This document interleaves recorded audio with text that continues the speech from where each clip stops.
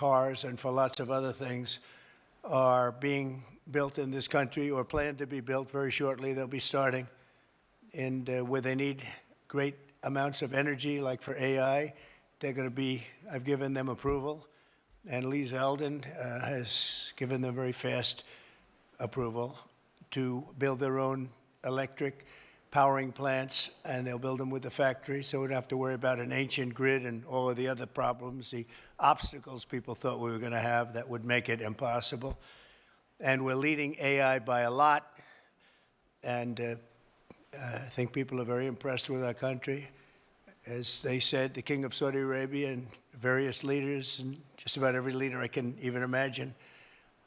We were in the Middle East and Qatar, UAE, Saudi Arabia. They said, 1 year ago, your country, and as I said, the number of 3%, the pace in the second quarter, we smashed all expectations. They thought it would be maybe a little bit less than 2, and it was 3, a little bit more than 3. Consumer spending is up, business investment is way up, domestic manufacturing is way up, real disposable family income is up, and personal savings are up. Other than that, we're not doing so great. We have the hottest country, and I'll tell you, it's a great, we're having a lot of fun with it. At the same time, we dramatically slashed government spending for the second quarter in a row, down nearly 4%, which people were surprised at. We do a lot of cutting also. The private sector has boomed with nearly 600,000 jobs added, way above expectations, while we have reduced the federal workforce by 70,000 jobs. So these are private jobs that are coming back to our country. Federal jobs are being cut. Critics said that our tariffs would hurt the economy, but the data shows the exact opposite, and the exact opposite is happening. The U.S. Treasury has taken in $150 billion from tariffs, and we'll be adding about $200 billion next month for totals that nobody's ever seen before, frankly. And foreign imports were down 30% in the second quarter, while the domestic auto production surged by a stunning 36%. How about that number, Dr. Oz, right? That's good. That's good. We want to do that with your patients, too. We'll have a very healthy, we're going to have a very healthy country. At the same time, inflation continues to fall faster than expectations, and for the 5th consecutive month, core inflation was lower than predicted substantially. This is truly the dawn of the golden age of America. That's what we're in. We want to keep it that way. This afternoon, we're gathered to announce another historic victory for the American people, very important one. Today, the dream of easily transportable electronic medical records finally becomes a reality. I want to thank Secretary Scott Bessent, Robert F. Kennedy, Jr. for joining us, as well as Administrator of the Centers for Medicine and Medicaid Services, Dr. Mehmet Oz, all friends of mine. White House AI and crypto czar David Sachs, and Acting Administrator of DOGE, Amy Gleason, all here. And we have various great senators here. Senator Round, Senator Cassidy, thank you very much for being here and helping out. I also want to thank representatives from Apple, Google, Samsung, Amazon, OpenAI, Anthropic, Epic, Oracle, Athena, Health, Noom, and that's not a bad group of people. Wow. And they're the top people. We don't play games. You know, when you invite people to the White House, the top ones, that's a big net worth sitting in this room right now. Boy, oh boy, we better make sure the room is nice and safe. This is half the net worth of our country. I'm also grateful to be joined by numerous congressmen. I'm not going to name you if you don't mind. I'll probably never get their vote again, but it's too many. Thank you very much for being here. The Congress has been great. Senators have been great, and the congressmen and women have been great. We just passed the most important, I think, look, I can't say most important, but certainly one of the most, but the most consequential and the largest bill in the history of Congress. And I call it the great, big, beautiful bill. We call it different names, but it all means the same thing. For decades, America's healthcare networks have been overdue for a high-tech upgrade, and that's what we're doing. The existing systems are often slow, costly, and incompatible with one another. But with today's announcement, we take a major step to bring healthcare into the digital age, something that is absolutely vital. You got to do it. Moving from clipboards and fax machines into a new era of convenience, profitability, and speed, and frankly, better health for people. Under the leadership of Administrator Oz, we're officially launching the CMS Digital Health Tech Ecosystem to give healthcare providers, insurers, and software companies the tools they need to empower Americans with a 21st century experience on health. The key breakthrough we've made is getting many of the biggest names in the healthcare and technology to agree to industry-wide standards for electronic medical records. All of those great companies that you just heard have gotten together with this group of very brilliant people. I don't know who's more brilliant, them or them. I don't know. Could be them. I hate to tell you. It could very well be them. But I don't know. I'm going to take my team. But the key breakthrough we've made is getting many of the biggest names in healthcare and technology to agree to that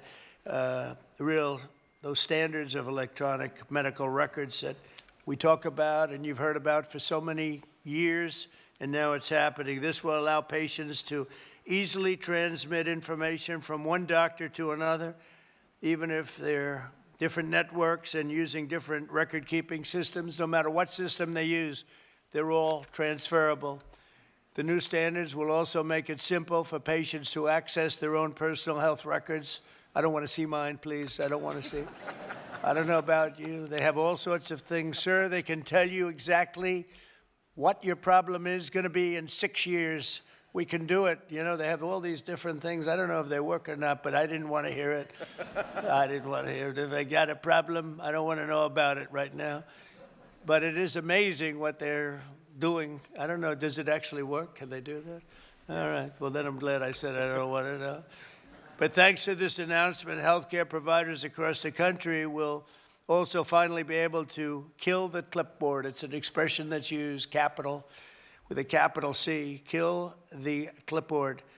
Instead of filling out the same tedious paperwork at every medical appointment, patients will simply be able to grant their doctors access to their records at the push of a button, just a button, and you're all set, and all the information the doctor needs will be immediately transmitted. The system will be entirely opt-in, and there will be no centralized government-run database, which everyone is always concerned about. I'm less concerned than anybody. I say whatever it is, but people are very, very concerned about the personal records. They want to keep them very quiet. And that's their choice. I think it's a great thing because it'll be absolutely quiet. Instead, doctors and patients will always remain in control. The benefits to millions of Americans will be enormous. We will save time, we will save money, and most importantly, we'll save lives. It's just going to make people live longer and be a lot healthier. I think that's really what you're looking to do. And now I'd like to ask Secretary Kennedy to say a few words, followed by David Sachs, Dr. Oz, and Amy Gleason. Thank you very much, everybody.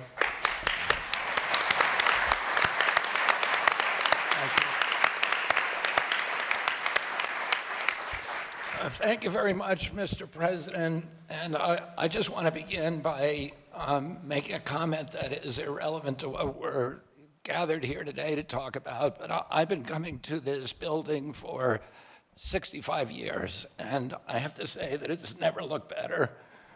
I've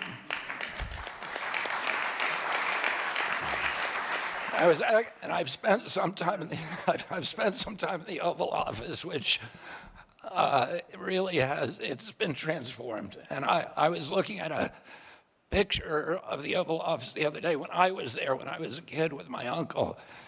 And, you know, it was extraordinary. It's always extraordinary to go into that sacred space. But I have to say that it looked kind of drab in the pictures. And they were black and white pictures, but it looked drab. And it looks the opposite of drab today. And I think I know all these portraits. I hope you get a chance to look at them when you go out there, that they were handpicked by the president. And many of them hijacked from other agencies that were trying to keep them. But I mean, you know, my uncle, my aunt, Jackie, who were deeply committed to design, to beauty, and who understood that it's important to have our public buildings be beautiful because it inspires us, it elevates the human spirit. It's one of the, it is a template and it's an example, an exemplar for democracy, the releasing through freedoms of the creativity of the human spirit. And this building, of all buildings, should look beautiful. And under your stewardship, it looks extraordinary today. So thank you, Mr. President, for that. About 3 weeks ago, I met with the Indonesian health minister. And Indonesia today is regarded as the highest flourishing nation on earth. Since 1990, it has increased the lifespan of its women by 8 years, of its men by 9 years. There's no country that has a record like that. And there are two major innovations that allowed them to achieve that extraordinary outcome. And one of those was to disincentivize people from eating processed foods.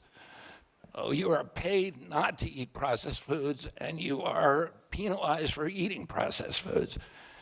The other innovation that really transformed Indonesia was allowing people control of their individual health records. He showed me the app that they use that everybody in Indonesia has. And it shows your height, your weight, your blood type, your BMI, your cardiac markers, your diabetes markers, your cholesterol, and any kind of individualized treatments that you've had. So if you go to a doctor in another town, he doesn't do what we have to do here, which is to sit there with a clipboard and a fax machine in order to get your health records. It's available, and it allows them to give better treatment. It also allows you to make better choices over your life. And there's other apps like Yaka in Indonesia that allow you to choose good foods when you go to the grocery store. So you can turn your app on your phone and you can get full information of those foods. Well, now if you have your medical records, you can get personalized advice. And that app will also give you advice about a better alternative. So we're going to be able to, we met, Dr. Oz and I met with the former Prime Minister Rudd of Australia just after the election during the transition phase. And he, after his retirement as Prime Minister, he ran a commission to reorganize the Australian health system, and they revolutionized it, and they vastly improved health in Australia. And he said the single thing that he did that was most important to that transformation was the transparency that occurs when people control their own health records.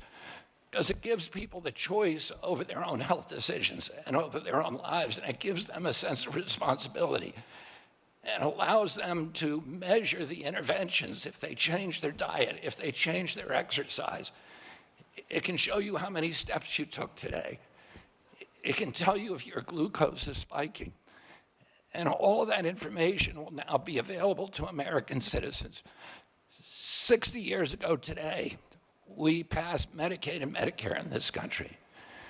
And we have 60 CEOs in this room of these extraordinary companies, some of which the president just mentioned, that have all agreed voluntarily to start sharing information. President Trump, during his first term, passed the interoperability rule.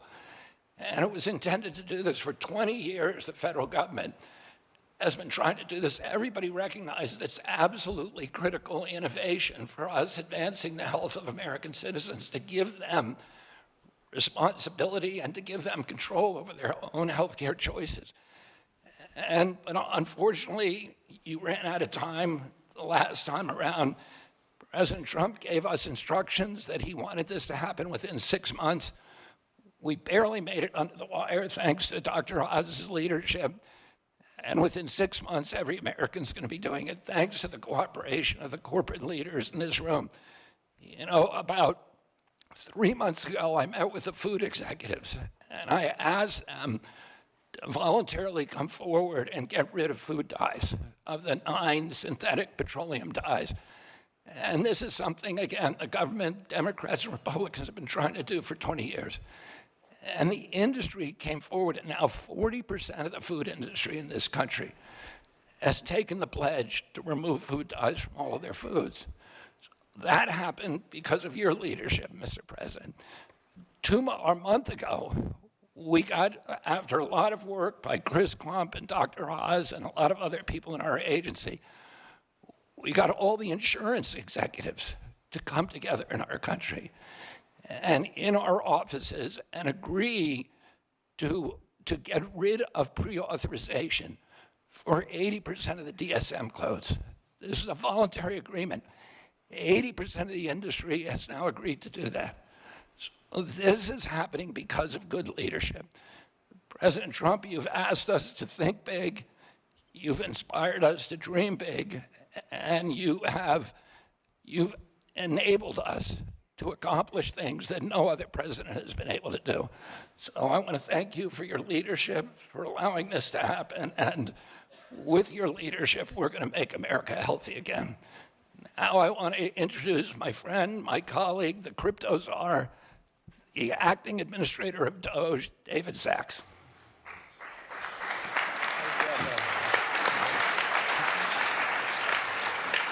Thank you, Secretary Kennedy. I recently got a text message from a friend whose wife has been suffering from a chronic illness for something like a decade, and they've been trying to figure out what it is. They've never been able to figure it out. And I just want to read this to you right off my phone. He said, I uploaded my wife's blood work into one of our leading AI engines on Friday. It essentially diagnosed her as having a rare genetic defect that causes bone marrow failure. It's caused every single thing that's happened to her. She has every single symptom. It started at exactly the same age of presentation. It's 10 people out of 1 million. There's absolutely no way this is not it. So wow, it's really an incredible example of what AI is already able to do just today, and we're just getting started. And this was one person putting his wife's data in one of our consumer AI apps, and he's already been able to get that diagnosis, and that's going to help them tremendously. The key is the unlocking of the data, because the more data that AI has, the better it performs. And so, kudos to Dr. Oz and Secretary Kennedy for this pledge today. They were able to get 60 major companies across different sectors of the economy to agree to unlock their data so that AI can use it to drive better patient outcomes. And this is, all due to your leadership and President Trump's leadership to put the American people's healthcare needs first. And I remember Dr. Oz, he was one of the first people to call me during the transition when the president announced I'd be AI czar, because he wanted to ask me about how AI could better be used in healthcare. So kudos to you, Dr. Oz. Your passion's really incredible. And kudos to you, Secretary Kennedy, your passion as well. And I remember a couple of years ago, I was a big fan of Bobby Kennedy when he was running as a Democrat. And I remember thinking— He gave a lot more money to President Trump. Well, I remember thinking there's this one problem with Bobby Kennedy. He's not a Republican. But thanks to President Trump, I think we fixed that. So, and I think that, getting people like Dr. Oz and Bobby Kennedy into the administration is a testament to President Trump and the talent that he's able to attract and pull together, and the partnerships that he's able to forge, because these are people who could be doing other things. So it's really a testament to the great talent that President Trump always attracts around him. Today's pledge by these companies is going to tear down barriers that allows both startups and established firms to compete freely. We're opening up the playing field so that the best tools can scale, compete on value, and discover new methods for making Americans healthy again. Technologies like AI, they do things like they will expand access to care, cut administrative costs, reduce fraud, and deliver better results for patients and doctors. And I want to thank you, President Trump, for your promise to not only make Americans healthy again, but also to ensure that America is the predominant AI superpower. Just last week, you announced a major AI action plan with hundreds of billions of dollars of new investment in AI infrastructure, and also getting red tape out of the way so that we can be the leading country in AI. And it's these life-saving applications that are going to be built on top of all of that infrastructure. So thank you for your leadership in making the United States the #1 country in AI. Thank you, sir. David, thank you. And now, Dr. Oz, we'll take it from here. Mr. President, today we are making American health technology remarkably great again. We've always been at the leadership.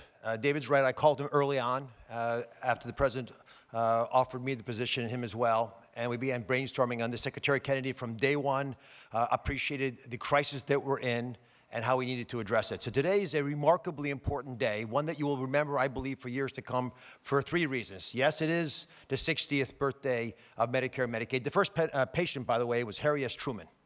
Although Lyndon Johnson signed the legislation 60 years ago today, not far from here. It is not just the ability to bring 60 of the top incumbents and insurgents in health technology, hospital systems, insurance companies, electronic medical record companies, AI companies, the big players. You're all here, and we appreciate that very much. But, Mr. President, you used the power to convene. That's fundamentally what I think the President has been able to offer us. And Secretary Kennedy offered us, as a group, some examples, but there are more to come. And I want to touch on some of these. But first, I've got to do what doctors often have to do, which is to tell you the truth, even if you don't want to hear it. So here goes. These beautiful programs, which are the backbone of the social network, the social support system of this country, the safety net, they're flailing. They're flailing for a bunch of reasons. Medicaid is a unique entity.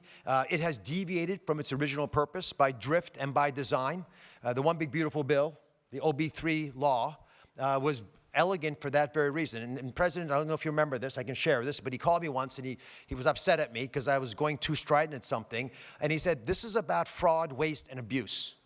That's what we're interested in doing. And that's exactly what the One Big Beautiful Bill accomplished. And it especially did it to save Medicaid by putting $200 billion more into it and allocating funds very specifically to use to support rural America. And primarily, some of that money will be used to support digital infrastructure, which is terribly lacking in many parts of the country. The money that's sent from Washington doesn't get to rural America. About 7% of Medicaid dollars get to rural hospitals. We now have an ability to infuse funds through this $50 billion Rural Health Transformation Fund into that system. The gathering today is another example of how we can actually jumpstart that and accelerate it. The other reality is COVID broke the system. It did for many reasons. Medicaid expenses went up 50% in 5 years. Medicare, the trust fund that we met at actually Treasury with Secretary Bessent and Secretary Kennedy as trustees, it goes bankrupt in 2033, and that is actually a conservative estimate. It could go bankrupt as early as 2029.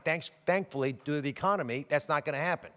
But we don't want to have to take that risk, and there's some fundamental changes we need to make accordingly. Now, there's one other big reality about making the system more efficient, which is why what everyone here is talking about is so critical. And let's just pick an average American born in 1964. That average American born in 64 will retire this year at age 61.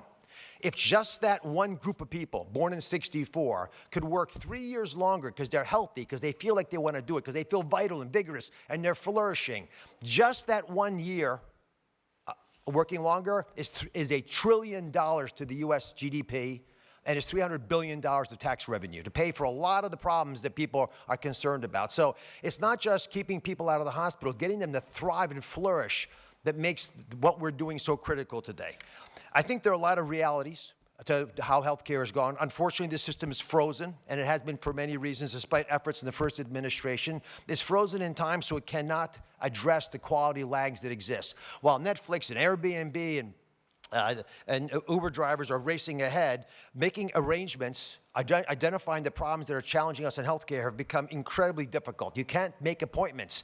The average Americans are tired. They're tired of waiting for a doctor's appointment. They're tired of waiting for the surprise of what your hospital bill is going to offer. That's being addressed by one of the president's executive orders. They're tired of waiting for access to their medical records. You own your medical records. They're yours. Why you can't have access to them is a stunning reality in modern-day America. They're also tired of waiting for Washington to take action. And this president early on emphatically stated that wasn't going to happen anymore. And today we made that vision into a reality. And there's a fine line between vision and hallucination. What you did today was show it's a vision, because you share it with us and we're moving ahead on it. And that's what today's commitments essentially are reflecting. And they are pledges, they're not laws. They're nimble and they're fast and they're quick, because the president understands that you, each of you in your own way, understand these needs. And Secretary Kennedy spoke beautifully about the reality of what happens when you actually have electronic records, because what he said is happening in Indonesia, we'll have here. Within a year, on your device, and 91% of Medicaid patients have smartphones. On this device, you'll get insights based on your records if you want. You don't have to take this, but if you desire, Amy Gleason is one of the smartest people I've ever worked with, has built a mechanism to be able to get you that information in a way with all these partners helping, so that you can get nudged to pay attention to what you're eating and avoid processed foods that Secretary Kennedy smartly and wisely highlighted as so dangerous to our well-being. All this, by the way, is that will be at the fingertips. In addition, advice about which doctor to see, when to go see them, nudges, reminding you why I didn't do certain things. If you're a doctor like me, it's a very different story. It's to help you navigate the system better. It's giving you advice, decision support, which is becoming increasingly important as medicine gets more difficult. But I'll tell you the best thing of all, how many of you have been with your doctor telling them something heartfelt, very emotional, and they're looking to the side, typing into their computer, right? It's common. Put your hands up. I just want to see it. Yeah, most everybody. And that's unfortunate, because the whole sacrament, the whole covenant of being with the doctor is having them look you in the eyes and realize you're there for each other. That process is going to go away. We will, within the workflow of doctors, be able, with your help, allow physicians to take care of patients, gather the information while they're doing it, and will destroy the upcoding that has hurt Medicare Advantage and other programs in a similar fashion. The IT infrastructure that's going to change promises to improve a lot of things. We're going to cut fraud, waste, and abuse. Mr. President, we announced with the DOJ 2 weeks ago a $15 billion bust. $15 billion, it's a multinational criminal syndicate based primarily, we believe, in the Soviet Union, in Russia. And what they did was hack using beneficiary numbers into the system. We'll be able to stop that because of a system that Amy has put together, and the wonderful work of Amy Brandt, who has a fraud war room using this kind of technology, because we'll know who you are and who your doctor is, so we can block this. We're going to have remarkable advances in how consumers can use their own records. We'll have beneficiaries be able to get MAHA advice and prevention tips, and even be able to nudge them and reward them perhaps for that. And all this comes back to one fundamental issue, Mr. President, which is leadership. I think 60 people, the biggest, the best, the willing, came forward because of your leadership, because you weren't going to take no for an answer, and they know it.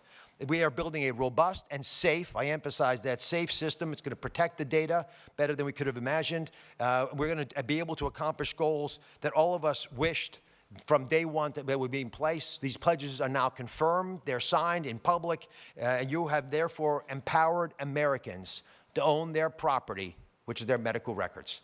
Let me introduce Amy Gleason. She is acting director of DOJ, U.S. Digital Service as well, and was actually the brilliant woman who pulled together the pieces of this puzzle with so many members of the audience. Amy Gleason.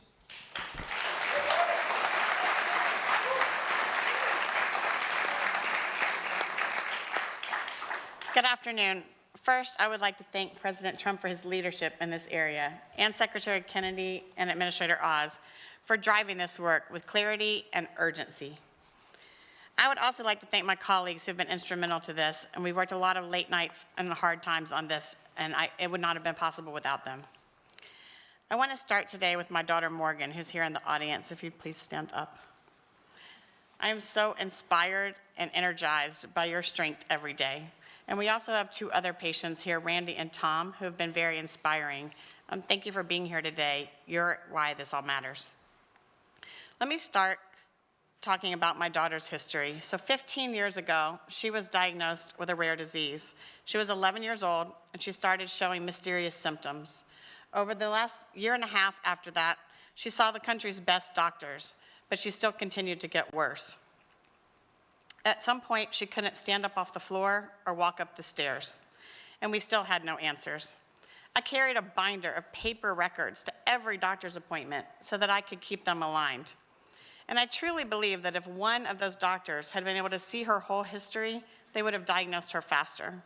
And if we had just had today's AI, then they could have connected the dots that the humans missed. Today, Morgan takes 21 pills a day, gets 2 infusions a month, and has over 40 patient portals. Her disease is very rare, but her experience, it's very common. And that is what we're here to fix today. Too many patients are forced to remember all the doctors that they've been to and log into portal after portal, repeating their story at every visit, and they don't have the digital tools to help them stay well. Meanwhile, every other part of our life is digital. I can order groceries and have them delivered in minutes. I get personalized recommendations on my other apps. But in healthcare, we still see it on paper and manual situations. But today, thanks to President Trump, we're changing that. Over 15 years, we've tried to regulate our way to a better outcome. And we have gotten a path forward, but they have not delivered the modern healthcare experience that Americans expect and deserve. I'm so proud today that these 60 companies have voluntarily stepped forward to make a pledge, to take action, and to join us, to say, we're ready, let's fix this, we're in. We're trying something different. It's not regulation or rulemaking. This is a voluntary alignment around a shared vision, a commitment to work across boundaries, across competitors, and across silos. We're bringing together data sharing networks, electronic medical records, doctors, health systems, payers, and app developers. And we're asking one simple question: what can we do right now to make this work for patients? The companies pledging today are agreeing to collaborate, even with their direct competitors, because they know we can't keep kicking the can down the road. We have to stop talking about data interoperability and make the data flow. Here's something important. Not all patients will want these tools. Some will rely on their caregivers, and others will rely on their doctors, so they don't have to carry it themselves. But no matter how people engage, we must make sure it works for everyone. CMS is doing its part. We're clearing the path for innovation by building the long overdue National Provider Directory, a kind of digital map for healthcare that connects systems in real time and helps patients get more coordinated care. We're also modernizing Medicare.gov to feel more seamless and smart like other apps we use. But the government can't do this and shouldn't do it alone. These tools we need to make daily decisions must come from the private sector, and that's why this is so important. So let me tell you what this might look like after our collaborative effort. So Morgan, in 6 months from now, might show up to her doctor's appointment, and instead of filling out a clipboard with her 21 medications, 12 doctors, and her entire medical history, she can just pull out her phone and tap or scan a QR code and seamlessly transfer her digital insurance card, her verified medical record, and a digital summary that could help her provider get up to speed faster. We call this kill the clipboard, as President Trump said. After the visit, Morgan opens her AI assistant, a tool that she has authorized to access her records, and asks, what did the doctor say today? What did these results mean? What should I watch for now? And the assistant responds using her actual health history, explains her care plan in plain language, helps her track her symptoms, and even schedules follow-up visits if she needs them. And lastly, she has a new favorite app that helps her manage her chronic conditions, because for years, Morgan has said what other patients say: I only see a doctor a few days a year, but I live with this disease every day. Today, we're starting with apps that can support patients 24 hours a day from anywhere in the world. They don't replace doctors, they just fill in the gap between visits so that care is continuous and not episodic. So what makes this effort different? Today, we have all these apps that want to provide these services, but they can't get the data because it is so hard for patients to access their records. But today, we have 18 network companies who are here pledging to fix the infrastructure that makes this possible. They're doing this through modern data sharing networks that removes the burden on patients and providers and makes it available in real time using modern identity, just like when you check in at the airport. These honor patient privacy and transparency, and most importantly, it's a movement to work together to remove the friction that's holding us back. Because access to information shouldn't be a luxury, it should be a standard. So for all the Morgans out there, come join this movement with us at cms.gov. Let's kill the clipboard and axe the facts. Let's help make health tech great again. Or in this case, maybe it's for the first time. Thank you, President Trump.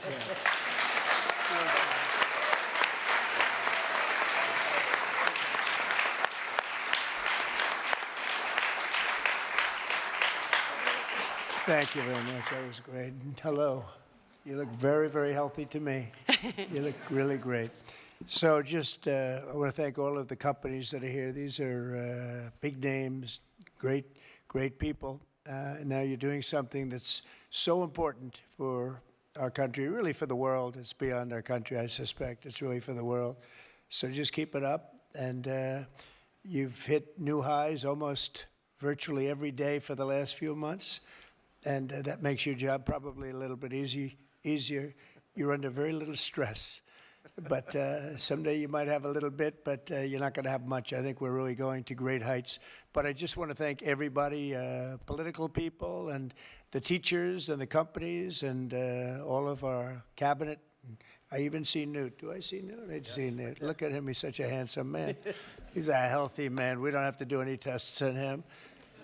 But good to see you, Newt. But I just want to thank everybody. This is a very big undertaking, and it's a very serious undertaking. It's going to make a lot of people lead a much better life. Thank you all very much for coming. Appreciate it. Thank you.